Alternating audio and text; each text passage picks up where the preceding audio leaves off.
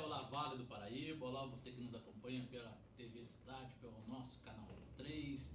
Estamos começando ao vivo o nosso programa desta terça-feira, dia 12 de fevereiro de 2019. E logo no começo eu quero parabenizar e cumprimentar os nossos conselheiros de direitos ligados à criança e adolescente que nesta terça-feira se reuniram na sede da entidade, né, para deliberar de forma extraordinária questões ligadas a emendas impositivas 2019, né? Muito importante esse encontro, né, porque destina-se, né, a questão financeira às entidades assistenciais de nossa cidade. Inclusive é interessante a gente refletir sobre esse assunto, né, e provocar as nossas autoridades, né, e também a nossa população a respeito do Fundo Municipal dos Direitos da Criança e Adolescente. Você sabia, por exemplo, que você pode destinar parte, né, do seu imposto de renda ao investimento das crianças e adolescentes em nossa cidade? Pode, para isso existe um Fundo Municipal dos Direitos da Criança e Adolescente. Então, através desse fundo que diversas ações são promovidas por entidades em nossa cidade, né, aqui em Taubaté. Nós temos mais de 30 entidades cadastradas lá no nosso Conselho Municipal. Então, parabéns aos conselheiros que hoje, de forma extraordinária, puderam realizar, né, esta reunião em nosso Conselho. Ainda aproveitando, né, o nosso espaço aqui no começo do nosso programa, amanhã temos aqui em nossa cidade, às 20 horas, no Joaquinzão, né? A torcida do Taubaté está pedindo para a gente ir lá incentivar o nosso time, né? Tivemos um percalço no fim de semana contra o Olinense, perdemos em casa de 2-1 de virada, mas amanhã a nossa torcida quer ir com o nosso burro da Central, vença o Atibaia, né? Para isso conta com o apoio, né, de toda a cidade para lotar o Joaquinzão e a gente ajudar o burro na Série A2 a continuar, né, entre os primeiros colocados. Via o WhatsApp nós recebemos também mais 2 recadinhos aqui que são interessantes para passar a vocês, né? O 19 anos do Templo de Umbanda Caboclo Plena Branca, né, vai ser comemorado agora em nossa cidade, né, com uma vasta programação, começando no dia 20, né, e indo até o dia 23, né? E dentro da programação, né, a mãe Márcia Moreira, né, e todos os dirigentes da casa estão pedindo aí a contribuição solidária de fraldas geriátricas e sabonetes, né, que serão entregues à Casa São Francisco de Idosos aqui de Taubaté. Onde fica o Templo Caboclo Plena Branca? Fica lá na rua Dirceu Ruiz de Toledo, número 158, no Marlene Miranda, né? Um abraço à mãe Márcia, ao Roncalli, né, que estão fazendo, ao Paulo Bonani, né, e todos os dirigentes da casa do templo que fazem um bonito trabalho também voltado à nossa comunidade, né? Inclusive de tirar um pouco o preconceito que há, né, em cima da Umbanda. Então, bacana. E temos aí já agendado o passeio turístico, né, no dia 24/2, a partir das 10 horas, com saída lá do Fórum Criminal da Praça Monsenhor Silva Barros. É um passeio pelos patrimônios históricos e arquitetônicos de Taubaté. Então é um projeto interessante, né? A CETUC coordena junto com professores também da nossa universidade, né? É um passeio muito bacana, né, que toda a família pode participar, né? Levar água, levar aquele refresco, um lanchinho e conhecer mais a história de Taubaté, né? Taubaté que é a primeira cidade do Vale do Paraíba e muita gente não conhece, né? Então faz parte aí do projeto Restal, projeto Taubaté para taubatianos, né? E junto com aí a Secretaria de Turismo e Cultura, né, realizando esse trabalho. Então dia 24, a partir das 10, né? Então dá para a gente já agendar, né, o nosso calendário. Bom, chega começo do ano, né, vem as contas para a gente pagar vem os impostos e de repente vem as multas, né? Que você pegou seu carro, desceu pro litoral, foi pro Rio de Janeiro, foi pra capital, foi se divertir, né? Então, a hora que a onça bebe água, né? Como diz o ditado, todo mundo fica nervoso. O que fazer nessa hora? A gente vai conversar agora com o Dr. Jefferson Muniz, ele que é do Escritório de Recursos de Trânsito de Taubaté, né? Sobre as multas autossuspensivas, né? Dr. Jefferson, boa noite, prazer em recebê-lo no nosso programa. Boa noite. E o que é isso? Multa autossuspensivas? Elas se suspendem automaticamente? Fico tranquilo em casa? Evaporam-se? Evaporam-se, né? O nome parece estranho, né? E até assusta um pouco as pessoas. Mas eu resolvi colocar nessa pauta, essas multas autossuspensivas. Eu tenho percebido no escritório que tem muitos clientes, muitas pessoas, que elas não têm o conhecimento ou pelo menos uma noção do que significa esse tipo de multa. Então, multas autossuspensivas. Suspendem a CNH por si só. Elas suspendem a carta justamente pela configuração do artigo em si. Porque assim, houve uma mudança recente, né, dos procedimentos de suspensão e cassação de carteira, de acordo com a resolução 723 do CONTRAN. Então, todo o procedimento dessa natureza, uma pequena mudança, algumas mudanças significativas que, inclusive, apertaram um pouco mais o cerco com respeito a esse assunto. E dentro desse trâmite aí, entram as multas autossuspensivas num caminho à parte desse assunto todo aí. Essa questão da autossuspensão, ela tem uma previsão legal dentro do Código de Trânsito Brasileiro. Dentro do artigo 261 desse mesmo código, existem duas naturezas, dois incisos que falam assim: a penalidade de suspensão do direito de dirigir ocorrerá nos seguintes casos. Primeiro caso, assim que a pontuação extrapolar os 20 pontos, no período de 12 meses. Fica aí um comentário à parte, que muita gente confunde também isso.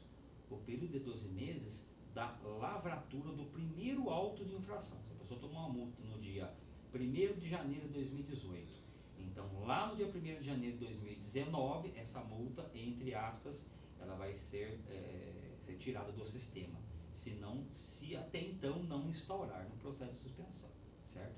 Então é assim, não acontece que chegar no final do ano, aquelas multas todas vão sumir, não é bem assim. Então você tem que contar a partir da data da primeira infração ali. E o que nós vamos conversar hoje, que são as multas autossuspensivas, que é o artigo 261 no seu inciso 2, que são aquelas infrações cujas são previstas, elas prevêem de forma específica a qualidade da suspensão do direito de dirigir. Ainda nesse caso da questão da multa, né, que você deu o exemplo, que ela, se nesse prazo de 12 meses ela é retirada do sistema, mas o valor a pagar não, né? É totalmente diferente, né, André? Porque uma coisa é você defender o cliente na suspensão, naquele caso específico. A outra é a defesa da multa, o valor, a pecúnia daquela situação. Então é assim, muitos ficam preocupados: nossa, vou pagar a minha multa, eu posso pagar a multa, não posso pagar. Isso independe da defesa e do recurso. A pessoa pode fazer o pagamento da multa, sem novidade, lá pela frente, ganhando esse valor da multa, o contribuinte tem direito ao ressarcimento desse valor, conseguindo ganhar essa defesa. Bom, você falou aí nas alterações da lei, né, na rigidez que ficou maior, né? Quais são os pontos principais aí dessas alterações em que a lei se tornou mais rígida no caso das multas autossuspensivas? Multas autossuspensivas, o que acontece? A rigidez com respeito à gravidade dessas multas. Vamos começar aí a dar um exemplo a respeito dos principais pontos aí, a questão da alcoolemia dentro do Código de Trânsito Brasileiro. Que hoje é lei seca, hoje é considerada, essa lei é linha dura, é zero, não tem perdão. Então partimos do princípio que assim, eu trouxe aqui até que um quadro, né, um anexo, que fala assim, é a tabela dos valores para quando você usa etilômetro. Então, se a pessoa, existe uma margem de erro que muita gente não sabe, que é de 0,04 no aparelho de etilômetro. Então, se a pessoa sopra um bafômetro e acusa 0,04, eles têm que descontar esse valor para que desconsidere, e aí, se acusar isso no etilômetro, tem que ser considerado 0,00. Portanto, a pessoa passa tranquila. E se ela soprar entre aspas, o bafômetro acima de 0,33, considerado 0,29, então assim, abaixo de 0,29 no valor considerado, a pessoa somente responde pelo crime, ela só responde pelo artigo 65, que é do etilômetro. Se no etilômetro acusar acima de 0,30, ela responde pelo etilômetro e responde pelo também crime de trânsito, que é lá o artigo 306 do Código de Trânsito Brasileiro. Vamos dar um exemplo prático para quem está em casa, né? Isso corresponde ao quê? A eu tomar um copo de cerveja, meio copo, 2 dedos? Boa pergunta. Boa pergunta. Muitos também perguntam sobre isso. Isso é variável. Primeiro, varia de pessoa por pessoa. Entra muita característica até de etnia, que isso dá uma grande diferença em alguns casos. Homem e mulher, a diferença é gigantesca. Então, você pode, por exemplo, estar em Ubatuba transitando, né, na praia, toma umas 3 latinhas de cerveja, isso umas 9, 10 da manhã, chega umas 9 da noite, você sobe a serra e ali tem um comando, né, um bloqueio viário, geralmente costuma ter, perto da Comevap ali. E em muitos casos a pessoa chega só para o etilômetro, está tudo certo. Outros acabam acusando mesmo tendo passado, porque na verdade a margem de segurança, dependendo da quantidade que você ingeriu de bebida alcoólica, é de 24 horas. Essa é a margem de segurança. Então, a pessoa que gosta de tomar uma cervejinha, gosta de tomar alguma coisa assim, tem que tomar esses cuidados, porque para sair da corrente sanguínea demora um bom tempo. Não é tão simples assim. Né? Pois é, não dá para tomar um engradado no fim do ano, agora no começo que está de férias, né? E mesmo assim, no outro dia, depois de 24 horas, ainda é perigoso, né? Então, vamos com calma, né? Além da questão do dirigir alcoolizado, quais outros pontos? A questão de... até fazendo um comentário à parte, interessante, muita gente às vezes tem perguntado para nós, no nosso escritório, a respeito... Existem 2 artigos, que é o artigo 165, que é dirigir sob influência de álcool. Quando você, acabei de explicar a respeito do etilômetro, quando você sopra o etilômetro, do bafômetro aí. E o artigo 65A, que ele entrou recentemente no novo ordenamento jurídico, que é você recusar-se a se submeter a teste, exame clínico e que comprove, né, que ateste a influência do álcool. Esse tem que ser comprovado. O agente de trânsito ele tem que, no campo de observações, escrever lá o porquê que a pessoa ele percebeu a alcoolemia no sangue da pessoa. Então tem diversos testes que podem ser feitos ali no momento, na hora, para que ateste isso. Por isso que o artigo 65A, que é recuso do bafômetro, ele é muito contestado, ele é muito discutido sobre isso. E muitos me perguntam, mas eu sopro ou não sopro o bafômetro? Depende de você, o que você tiver em mente. Mas eu não posso fazer prova contra mim. Só que o Código de Trânsito não prevê isso. Então, por isso que existem esses 2 artigos, o 65A, ultimamente está sendo muito discutido sobre esse assunto. Nesse caso, a pessoa pode ser conduzida pela autoridade policial até um hospital, até um estabelecimento de saúde, para poder fazer um exame de sangue? Sim, pode ser conduzida. O agente de trânsito, percebendo que a pessoa está numa alteração elevada de humor, alteração, aí tem diversas características, que é olhos vermelhos, que é fala mole, uma série de características que podem detectar que a pessoa, né, não tem condições de pegar o volante e dirigir um veículo. Aí ele pode sim ser conduzido. E isso é por uma questão de segurança da população. Tem muitos cidadãos que realmente são pegos em comandos, em bafômetros aí, a pessoa realmente está altamente alcoolizada. Por isso que existe essa essa situação que ele pode fazer essa condução.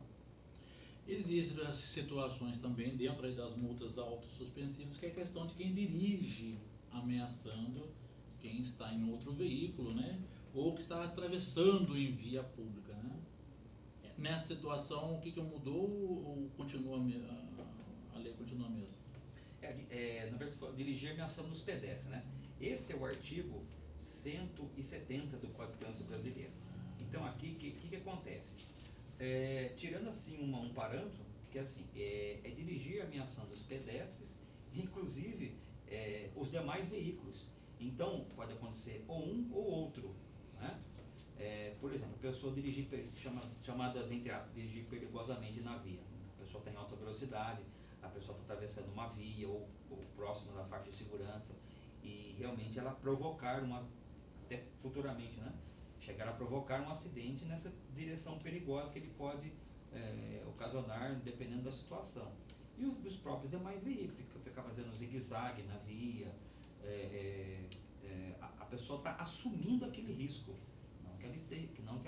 porque existem duas situações dentro do ordenamento jurídico que também é usado no trânsito, que é o dolo e a culpa, né? A culpa a pessoa é negligente, imprudente ou imperita, né, nessas situações. O dolo não, o dolo é a vontade de praticar o ato.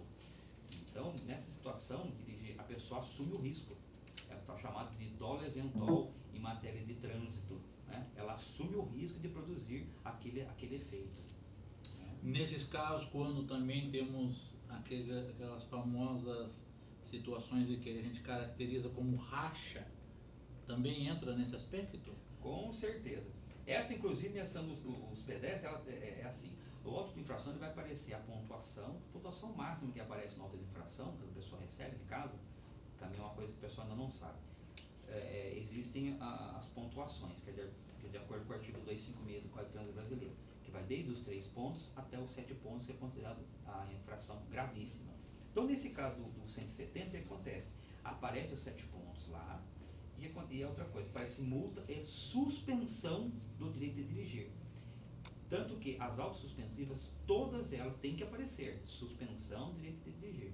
O valor é até mínimo, é R$ 293,47, é um valor super mínimo, pequeno. Só que a suspensão é imediata, não tem como se discutir quando a pessoa é enquadrada no artigo 170. Só que o que acontece? A retenção do veículo e recolhimento do documento de habilitação. Essas medidas administrativas e as penalidades, isso não aparece no auto de infração. Então muita gente fala assim, mas por que eu estou tomando essa multa?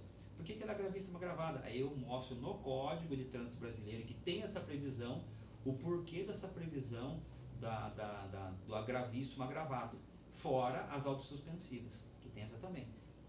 O próprio artigo 6565A, ela é gravíssima agravada vezes 10. Você pega 7 pontos da gravíssima vezes 10, ela tem força de 70 pontos essa infração do artigo 65. E nesse caso, com 70 pontos, se o limite é 20, ele fica 3 vezes o tempo de duração de suspenso? Não, por isso que elas são chamadas autossuspensivas. Quando ela entra no prontuário do condutor, ela vai aparecer lá como 7 pontos. Mas ela é gravíssima agravada vezes 10. Ela aparece no Código de Trânsito Brasileiro gravíssima agravada vezes 10. Ela tem força de 70 pontos, mas ela não vai aparecer 70 no prontuário, ela vai aparecer 7 pontos, sabendo-se dessa autossuspensividade, né? Você estava falando agora do racha, né? O racha é interessante porque existem dois artigos muito parecidos. Praticar o racha e quando a pessoa promove a competição dentro da via pública, né? E aí entra lá no artigo que é, aí no caso 173, né? Que é disputar o racha aí numa via pública. Eu acabei de falar para você daquela multa que ela é gravíssima agravada vezes 10. Essa do racha ela é gravíssima agravada vezes 10. Ela é 7 pontos vezes 10. Tem apreensão do veículo. Então tem uma série de medidas administrativas que são feitas no momento que é feito da autuação. Se existe algum erro do agente de trânsito, erro administrativo de procedimento, isso é passível de ser feito aí defesa bem fundamentada, que faltaram pré-requisitos para que o auto de infração seja válido. Isso já entra numa tese de defesa dentro do escritório. Me chamou até, me fez lembrar agora essa discussão, o que aconteceu no final do ano na cidade de Taubaté, né? Muitos bairros, os moradores ficaram também revoltados, né? Aí no caso da condução de motociclistas, né? Ou no caso que a gente pode chamar popularmente de motoqueiros, que saíram pela cidade, principalmente entre o Natal e o Ano Novo, fazendo todo tipo de bagunça, né? Queimando pneu, disputando corrida com moto. Nesse caso também entra nisso, fazendo barulho até altas horas da madrugada. Depende da situação. O motociclista tem um artigo à parte para diversas infrações que ele comete. Aí, entramos aqui, vamos falar agora artigo 175, que é chamada, mais conhecido como a manobra perigosa. Só que além da manobra perigosa, se você observar o Código de Trânsito dele, ele fala manobra perigosa mediante arrancada brusca, derrapagem ou frenagem com deslizamento ou arrastamento de pneus. Você quer ver um caso assim, que eu passo para você, até para o telespectador que está nos assistindo aí, você está no semáforo, aguardando o momento do semáforo estar vermelho, aguardando o momento de você sair com o veículo, para que você possa dar prosseguimento à via. De repente o sinal fica verde para você, e o pé, que aconteceu isso com um cliente nosso no escritório, que me contou a história, escapa o pé do pedal da embreagem, e você sem querer, você dá uma volta de 360 no pneu do seu veículo, dá uma pequena quantidade de pneu. Aconteceu com esse cliente, ele saiu com o veículo, não deu 10, 20 metros, o agente de trânsito abordou o meu cliente e falou: você cometeu um ato de infração que dá suspensão de carteira. E ele está respondendo hoje por esse artigo 175, que é a manobra perigosa. Doutor, a pessoa cometeu um acidente, né? Se envolveu num acidente e deixou de prestar socorro, né? Ou de adotar as providências necessárias para que o socorro seja prestado. Né? Primeiro, ela tem que prestar o socorro devidamente, ela tem que intervir no local ali onde a vítima de repente está acontecendo, acometida ali pelo acidente, ou não. E segundo, o que ela deve fazer? Primeiro ponto, existem duas situações para serem comentadas a respeito da omissão de socorro. Primeiro, que ela é prevista no artigo 175 do Código de Trânsito Brasileiro, e também tem previsão no Código Penal. A omissão de socorro, ela é crime e ela também é uma infração do Código de Trânsito Brasileiro. Se você, no momento de um acidente, principalmente se você for o causador do acidente, aí que você tem que prestar o socorro necessário. Logicamente, se a pessoa não for perita no assunto, ela não pode fazer um atendimento naquele momento. Se a pessoa está com uma lesão muito grave naquele momento, ela tem que, na verdade, a prestação do socorro, para que não seja caracterizada a omissão, ela é no mínimo estar no local, não se evadir, não fugir do local, né? E dessa maneira, se ela puder prestar aquele socorro necessário, se ela tiver alguma condição para isso, que ela preste de imediato. Então, essa omissão de socorro, que é considerado crime de trânsito e infração do Código de Trânsito Brasileiro, desse artigo 176 que eu falei, caracteriza isso. Então, tem várias situações, dos vários incisos, inclusive, desse mesmo artigo, e a pessoa ela tem que, nesse momento, se ela não pode prestar o socorro, pega o telefone, liga para a Polícia Militar, solicita o resgate. Então, ela tomando essas iniciativas, essas decisões importantes, ela se exime de responder por esse crime, por essa infração. Tanto que essa infração também, ela está dizendo aqui, que ela é uma multa autossuspensiva. Multa autossuspensiva. Inclusive, ela é gravíssima, só que ela é gravíssima agravada 5 vezes. Né? Ela teria uma força de 35 pontos, entre aspas, é claro, como eu já tinha falado anteriormente. Mas o mais importante da questão aí da omissão de socorro é assim: chegou naquele ponto, muita gente fica desesperada, não sabe o que faz. Fica no local. Se você for o provocador do acidente, fique no local, veja o que você pode fazer. Se você não pode fazer nada, fique quietinho. Porque se você dá evasão do local, já configura uma missão de socorro. Agora, tem um porém nessa história. Pois é, isso que eu ia falar. Muita gente tem medo de ficar no local, né? E porque tem a questão de segurança também, né? Sim. Às vezes populares que estão passando ali no momento acabam vendo a situação pela metade e querendo, infelizmente, no nosso país acontece muito disso, querendo fazer justiça com as próprias mãos, né? E a pessoa tem medo, acaba se evadindo, saindo de perto com medo disso, né? E aí aquela questão, pessoa que sai correndo por medo de ser linchado, linchamento, essas coisas, pessoa que tem medo de por exemplo, sofrer uma retaliação.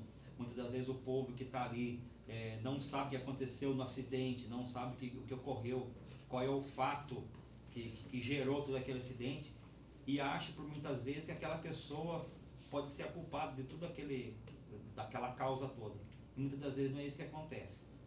Então assim, dica para vocês que estão vendo aí nesse momento, se você está sentindo a sua segurança, aí a sua segurança é a que vai prevalecer nesse momento. Você não vai se evadir do local, você vai procurar um abrigo, você vai procurar um local seguro.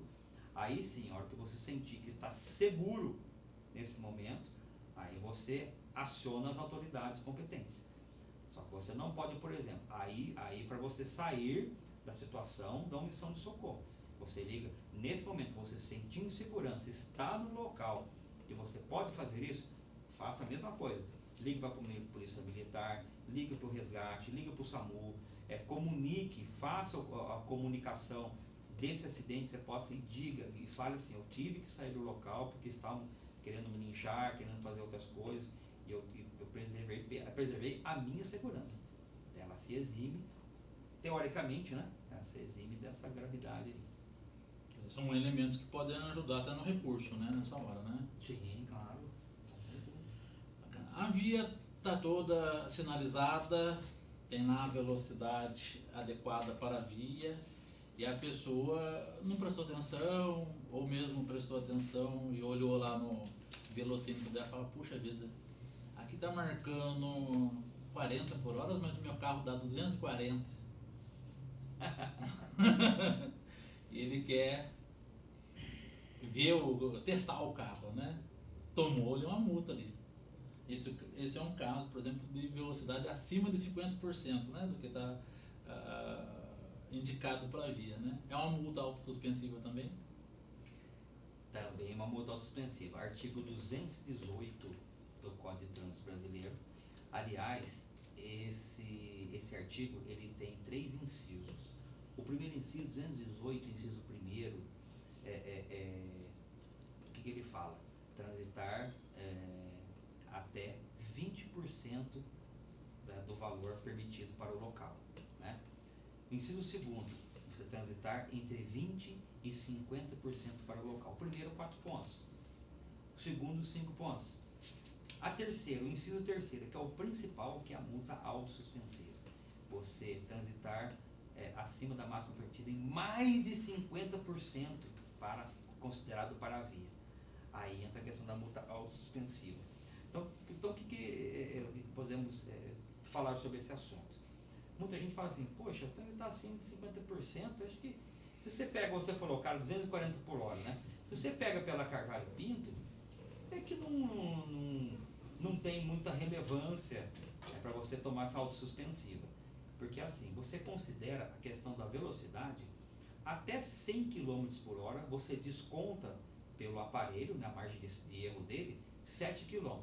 Se você foi pego transitando a 110 por hora, na verdade você estava transitando a 103 por hora, você desconta 7 km. Né? A gente fala assim, puxa, eu passei na velocidade, eu estava 61 por hora por causa de 1 km. Não, na verdade você estava 68 por hora. Né? Na verdade assim. Então, a pessoa não sente tanto quando pega uma placa de 120 por hora numa Carvalho Pinto. Então, se ela para ela conseguir transitar acima de 50% dos 120 por hora, a pessoa tem que estar bem, né, bem rápido. Agora, por outro lado, vamos pegar aqui Ubatuba, Caraguatatuba, onde tem muita placa delimitadora de velocidade de 40 por hora. Essa é a grande explicação que nós passamos para os nossos clientes no escritório. Se você transita pela via na placa de 40 por hora, se você passou naquela placa a 61 por hora, você toma uma multa autossuspensiva. Então essa é a grande questão. Então as grandes multas que dão suspensão da carteira pelo artigo 218, inciso 3º, são as que têm velocidade pequena, 40 por hora, 60 por hora, 50 por hora. Então, não pode desviar o olhar, né, tanto da placa quanto ali do velocímetro, né? Com certeza. Não caia na tentação, né? Inclusive aí na nossa cidade temos vários bairros recebendo aí as obras do CAF, né? O asfalto está ficando lisinho, né? Tentador, inclusive, para as pessoas poderem aumentar um pouquinho mais a velocidade, né? Opa. Aí depois de tomar multa fica complicado, né? Fica aí sem dirigir. Ainda na questão das motocicletas, motonetas, né? Veículos de duas rodas que você citou ali no começo, há a questão, né, que muitos ainda acabam insistindo, da falta do capacete. Dirigir sem o capacete ou de carregar um passageiro sem capacete, né? Mudou também a legislação, endureceu mais nesse quesito. André, é assim, a legislação de trânsito sempre foi dura com respeito a motociclistas. Porque sempre quando existe abuso dentro do trânsito, a legislação tem que ser severa com quem abusa. Então, até pedindo desculpa para os meus grandes clientes mototaxistas, que tem muito mototaxista que é muito fiel à sua profissão e dirige muito bem e com consciência.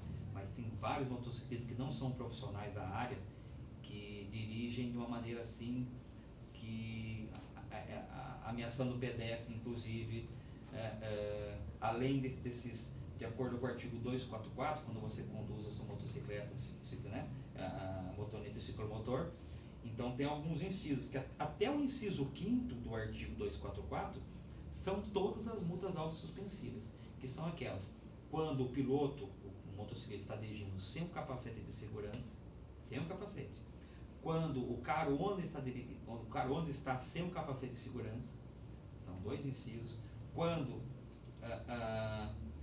a pessoa está fazendo malabarismo, empinando a moto, andando com uma roda, também é multa autossuspensiva para motociclista. Pois é, ainda lembrando do fim do ano, um dos motociclistas que fez isso em Taubaté fez malabarismo na frente do batalhão e ainda filmou. A polícia foi lá, né, tendo um vídeo como prova, foi na casa do rapaz. E outra coisa que você estava falando a respeito de malabarismo, né? Alguns não sabem que motociclista com farol apagado também dá multa autossuspensiva. O veículo, o carro não, né? E aí a questão aí quando você também transporta a criança menor de 7 anos. A criança pode até estar de capacete. Se ela for menor de 7 anos, aí você toma uma multa autossuspensiva. Agora eu estou pensando aqui, e se essa criança que você está transportando, ela é menor de 7 anos, ela está sem capacete, você pode tomar 2 suspensões numa única auto de infração.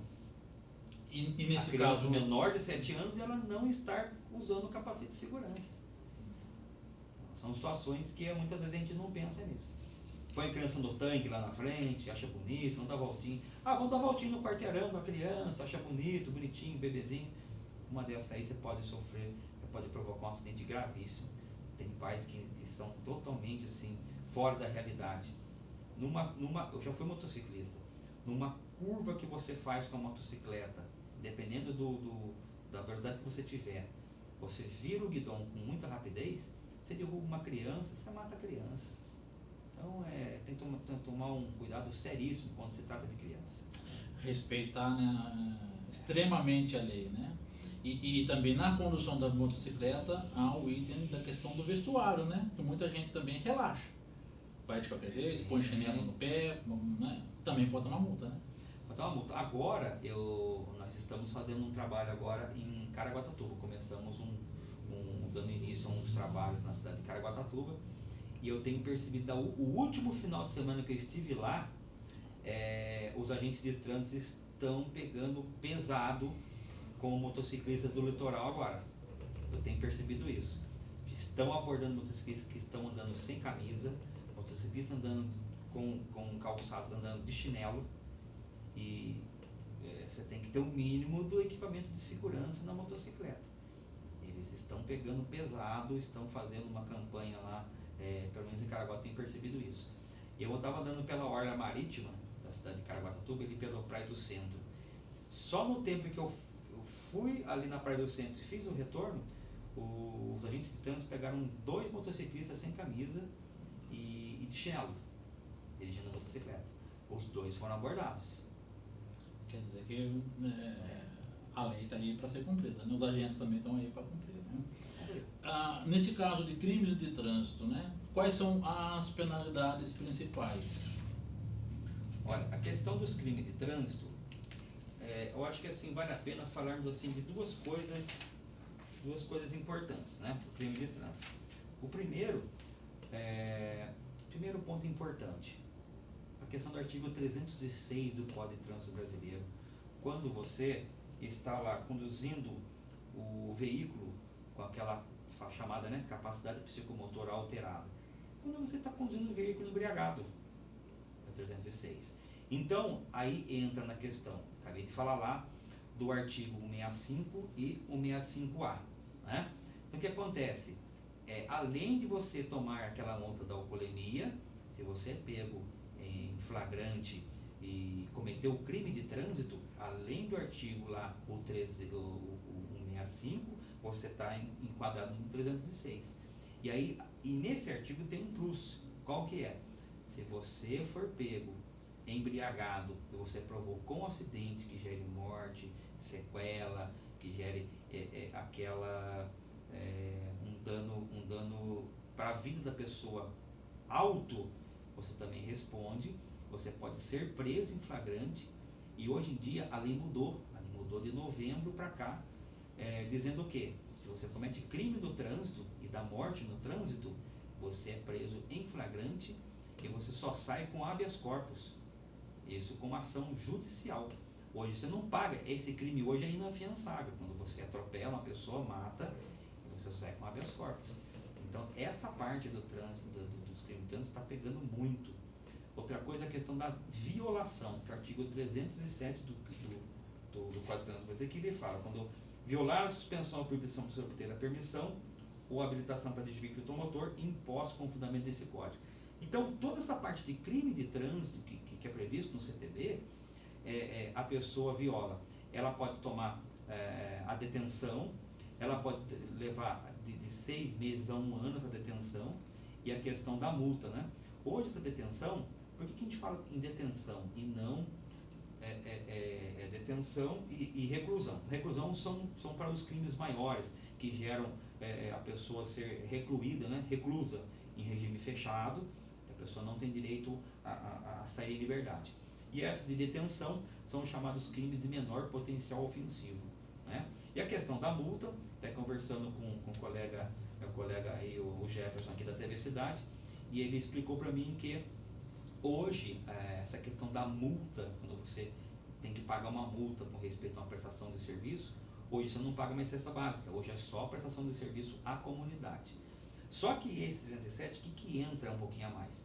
Existe uma imposição adicional do crime de trânsito. O que pode acontecer? Você vai lá, violou a suspensão ou cassação.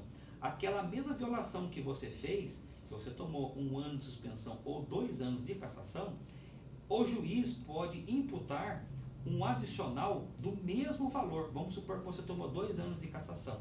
O próprio juiz pode fazer, dentro do processo do crime de trânsito, acrescentar mais 2 anos do crime de trânsito. Você já imaginou você ficar 4 anos sem você poder renovar a sua carteira? E isso não é porque o juiz não vai que é casa da pessoa, né? É lei, né? É lei, ele tá pode lei. imputar, ele tem essa premissa. Não tem como. Ele pode fazer isso. Então tem que ficar esperto, né? Para você andar dentro da lei, né? Dirigir dentro da lei. Artigo 310, o que o artigo 310 apresenta pra gente do CTB? Não, 310 é permitir, confiar ou entregar a direção do veículo automotor à pessoa não habilitada com habilitação cassada ou com suspensão do direito de dirigir. Vamos supor assim, já aconteceu com um cliente no escritório também, essa mesma situação. A mãe, com dó do filho, que ele precisou de levar uma namorada na casa dela e tal, foi lá e emprestou o carro dela para que o filho fosse levar a namorada para casa e tal. Ele foi abordado no meio do caminho. Ele estava com a carteira suspensa. O que aconteceu? Quem está com a carteira suspensa e abordado, toma abordagem, ela passa de suspenso para cassado. Na verdade, ela vai entrar com recurso, uma série de coisas. Então, ela passa a ter caráter de cassação. Então, ela já começa a responder processo de cassação por isso. E quem permitiu que esse suspenso, esse cassado, dirigisse o veículo automotor em via pública, ele também leva a multa e é enquadrado no crime do artigo 310 do Código de Trânsito. A pessoa pode responder um processo crime por isso, porque ela está o quê? Qual é a grande situação dentro desse artigo? É que o que o legislador quer com isso? Para que a pessoa pense, eu estou deixando uma pessoa que está com a carteira cassada transitar por uma via, né?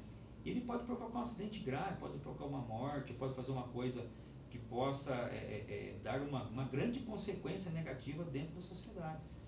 Esse artigo 310, muita gente não sabe disso. Então vocês que está permitindo alguém que esteja nessa situação dirigir um veículo seu, você pode entrar numa situação de até responder um crime pelo 310 do Código de Trânsito Brasileiro. E no caso de responder o crime, ele pode também ser detido, ele é recluso, ou ele paga só a multa? Ele responde um processo crime, e aí o juiz vai determinar qual vai ser a pena a ser imputada, né? É o próprio juiz que vai determinar. Pode ser desde uma prestação de serviço à comunidade, ou se a pessoa for reincidente, ela pode perder os benefícios, né? Por exemplo, da progressão de regime. Nesses casos todos, a pessoa quando tem aí a sua carteira cassada, né, a sua carteira suspensa, ela tem que fazer todo o processo de novo de reciclagem também? Sim. Existem duas diferenças entre o processo de suspensão e o processo de cassação. Como eu tinha comentado sobre a resolução 723, se alguém tiver interesse depois de dar uma pesquisada sobre esse assunto, tem todos os parâmetros, tem todas as situações, inclusive houve uma mudança, essa resolução é nova, faz pouco tempo que ela entrou em vigor, onde ela delimita e fala sobre como é a situação de suspensão e cassação. O que diferencia basicamente uma da outra? A suspensão, enquanto você está respondendo um processo, é a mesma coisa da cassação. Você está respondendo um processo, tem todas as instâncias, defesa prévia, defesa na JAR, defesa no CETRAN, que é a última instância administrativa. Porém, no momento do cumprimento e da finalização do processo, os dois são bem diferentes. A suspensão, enquanto você não chegar no órgão de TRI comunicar, ou você vai entregar a sua carteira, ou você vai comunicar a perda da sua CNH. Você perdeu, você não achou, não sabe onde é que está, foi furtada, você tem que fazer esse comunicado. A partir dessa data, você recebe um auto de entrega voluntário do DETRAN, e a partir daquela data começa a contar o prazo da suspensão. Se você não fizer isso, a sua carteira fica suspensa eternamente. Se você tem que cumprir, por exemplo, 6 meses, pode se passar 6 meses, 1 ano, 2 anos, 3, 4, 5, e você não regulariza isso, aí quando você for renovar a sua carteira, você tem que cumprir essa suspensão de qualquer maneira, ou então você vai ficar irregular. A cassação é diferente. A cassação, a partir do momento que se determinou que o processo está encerrado da defesa, ele começa a contar um prazo da entrega da CNH ou da apresentação do documento hábil dizendo que você houve a perda da mesma maneira ou extravio do seu documento. A partir daquele momento, o DETRAN começa a contagem dos 2 anos da cassação. A cassação, você perde aquele registro que tem na CNH. Você tem que começar a fazer tudo de novo. Começar a fazer todos os exames necessários para que você se reabilite. É uma reabilitação. Já a suspensão, não. A suspensão você simplesmente vai na autoescola, faz a reciclagem, Terminada a reciclagem, você retira da autoescola um diploma, né, um certificado de conclusão da reciclagem, entrega esse certificado no Detran e aí sim você vai conseguir aí fazer a renovação da sua CNH ou retirar a segunda via da mesma. Nesse caso da cassação, se a pessoa se nega a devolver, se ela ludibria as autoridades, né? Se nega a devolver, se ela não faz o recurso, ela também tem algum outro tipo de penalidade? Ela pode ser penalizada por uma situação de, por exemplo, existe crime que a pessoa pode cometer, existem vários crimes dentro do ordenamento jurídico do Código Penal. Tem a falsidade teológica, tem um crime que você pode, que agora não me vem aqui a cabeça o outro crime, tem um crime específico para isso, né? Até a questão da crime de falsificação de documento. Você pode entregar uma CNH no órgão público, já tem cliente meu que já solicitar a segunda via. A pessoa chegar com a CNH rasurada no órgão público. A pessoa desconfiar que aquilo lá foi alguma rasura, você pode até responder por isso. Então, tem que andar com a CNH, senhores condutores, sempre em dia e andar com a CNH impecável. Não só a CNH, né? Todo documento que serve como identificação é importante você ter ele preservado, né? Então o RG também, né? O registro de identidade que a gente chama, a gente tem que tomar cuidado, né? Tem que estar com ele atualizado. Também tem gente aí que tem 50 anos, está com uma foto de 15, né? Muitos lugares não aceitam, aí tem aquela dificuldade às vezes para poder acessar os serviços, né? Falando em serviços, o Dr. Jefferson está aí dizendo que os projetos para 2019 já começa com um trabalho em Caraguatatuba, mas em Taubaté também tem, né? Continua. Quem tiver a possibilidade, conta pra gente um pouco sobre esses serviços que o Etran oferece, né, aos nossos condutores.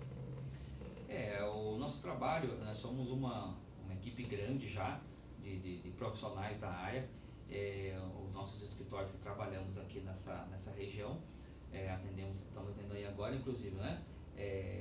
O escritório atende Caraguatatuba, começou em Guaratinguetá, estamos aí há quase 16 anos e abrindo horizontes e chegamos de Guaratinguetá, estamos em Taubaté há quase 2 anos, abrimos em Pindamonhangaba, em Cruzeiro, futuramente já em Cunha, Poços de Caldas também já existe um projeto lá para Poços de Caldas, também agora em Caçapava,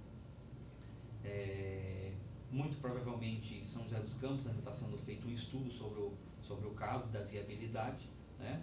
Campos do Jordão, uma parceria que nós temos lá com o escritório de advocacia, um colega nosso lá, e agora estamos entrando com toda a força em Caraguatatuba para a gente atender toda aquela região, desde Ubatuba até Boiçucanga, pegar ali até próximo a Santos. Não dá para chegar muito porque tem que ser feito um trabalho com excelência para atender a todos os clientes com muita responsabilidade e nós somos uma equipe que tem muita credibilidade e muita transparência. Se não tiver credibilidade e transparência, não se pode trabalhar nessa área. Você tem que falar para o cliente, para o condutor ou para o proprietário. Se você consegue desenvolver aquele trabalho, você vai, se dedica nele. Se você não consegue, tem que falar para ele, olha, isso aqui não tem jeito, não tem como fazer, e ser sincero com ele. Acho que a sinceridade é a palavra. Então, desde o tempo do meu avô, que sempre é uma pessoa muito íntegra, aprendi isso com ele. Se você não tiver integridade na sua profissão, você está fadado ao fracasso. Bacana. Em Taubaté, onde funciona a sede? Nossa sede aqui em Taubaté se encontra na Avenida Desembargador, Paulo de Oliveira Costa, número 540. Ficamos ao lado do posto Shell, aqui quase no final do Desembargador, e ao lado do Empório das Calhas. Bacana. Então, os serviços que são oferecidos aqui? Trabalhamos principalmente, né, com suspensão de carteira, cassação, multas gravíssimas gravadas, quando a pessoa perde a permissão, e são os principais trabalhos que nós desenvolvemos aqui no nosso escritório. Tem as multas, os recursos normais, e isso é interessante, toda pessoa que tiver interesse, dá uma ligadinha para nós, a gente atende com muita cordialidade, e todas as multas são recorríveis, todas são, não tem uma que não possa ser recorrida. Basta que a pessoa tenha interesse, que ela possa se sentir à vontade para querer fazer um bate-papo conosco aqui, nós vamos atender da melhor maneira possível. Então, você falou que é só ligar. Qual é o número do telefone? Que parece que tem um serviço de WhatsApp, né? Fica fácil, né? Tem um serviço de WhatsApp, se alguém quiser, atendemos também pelo WhatsApp, até agendamentos, se for o caso. Em Taubaté, nosso número é 4109 1196, 4109 1196, e nosso WhatsApp 99170 5313, 99170 5313. E é o mesmo WhatsApp que vai começar a atender em Caraguatatuba também. E quais são os dias de atendimento, Taubaté? Atendimento de segunda a sexta, das 9 às 12 e das 13 às 18 horas. Sábados, das 9 às 12 horas. Bacana. Eu quero agradecer o Dr. Jefferson Muniz, né? Que é do ETRAN, do Escritório de Recursos de Trânsito Taubaté. Tem um compromisso, né, daqui a pouco para poder cumprir. E não, para ficar tranquilo, a gente tem recado aqui para dar ainda. O Jefinho está preocupado já agora, mas a gente estava esperando, inclusive, que o nosso segundo convidado, creio que o nosso trânsito deve ter pego ele de calça curta, né? Que é o Henry Paranhos, lá do nosso balé da cidade, mas a gente vai deixar as informações aqui certinho. Dr. Jeff, por favor, se quiser ficar à vontade para dirigir-se ao compromisso, fica, né? Opa, muito obrigado. Aqui. Estão abertas inscrições, né, para os projetos de oficinas de danças, né, e para o projeto Artistas do Futuro do Balé da Cidade, né?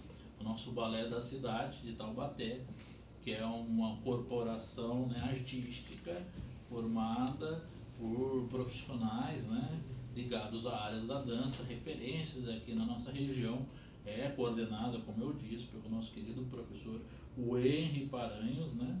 E agora, em 2019, já começou, né, as matrículas, né, começaram no dia 1º e vão até o dia 14, para aqueles alunos que já são, né, parte integrante aí do projeto, né, que no ano anterior já estavam inclusos, né? Então, no caso, são as rematrículas. E a partir do dia 15, gente, então hoje é dia 12, daqui a 3 dias, né? Do dia 15 até o dia 1º de março, o Balé da Cidade vai estar fazendo aí as inscrições para os novos, né? Para os futuros alunos da corporação, né, interessadas em participar. Tem aí o projeto chamado Artistas do Futuro, né, que é para o balé, crianças de 6 a 12 anos, né?